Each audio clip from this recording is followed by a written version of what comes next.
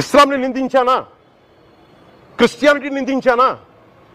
ఈ అపవిత్రం జరిగింది, ఇలా జరగకూడదు, ఫుడ్ అడల్టరేషన్ జరిగిందని మాట్లాడుతుంటే దీన్ని గోల చేయకూడదంటే, అంటే తప్పు జరిగినప్పుడు మాట్లాడకూడదా? ఒక అపవిత్రం జరిగితే మాట్లాడకూడదా?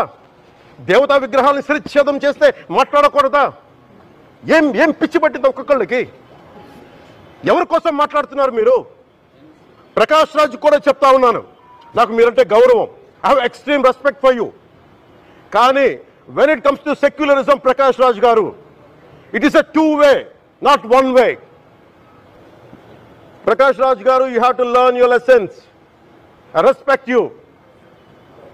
It's not just Prakash Raj garu, all the people who thinks in the name of secularism, you're going haywire. Let me tell you guys, we are extremely hurt. Don't make a mockery out of our sentiments.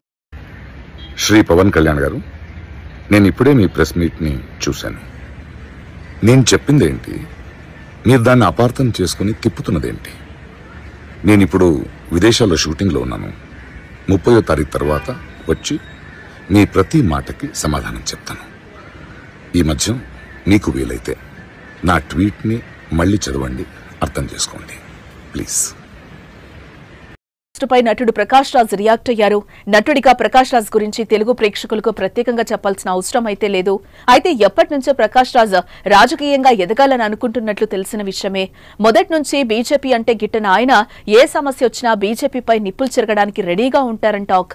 ఇక ఈ తిరుపతి లడ్డు వివాదంలో కూడా Prakash Raj enter అయ్యారు. పవన్ కళ్యాణ్ ను tag చేస్తూ ఈ సమస్యకు కారణమైన వారందరినీ శిక్షించాలని డిమాండ్ చేశాడు.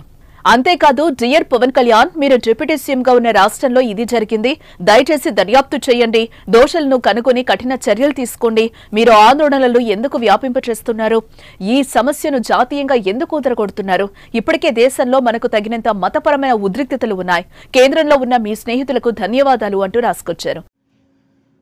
డిప్యూటీ సీఎం పవన్ కళ్యాణ్ గారికి ప్రకాష్ రాజ్ గారు చెప్పిన దాంట్లో వ్యతిరేక అర్థాలను తీస్తున్నారు. మీరు ఆయన సదుద్దేశంతోనే చెప్పారు, మీరు ఆయన ఉద్దేశాన్ని దురుద్దేశం చేస్తున్నారు. ఒకసారి ఆయన మాట్లాడిన ట్వీట్ జాగ్రత్తగా గమనించండి, దాన్ని రాజకీయం చేయదు దయచేసి.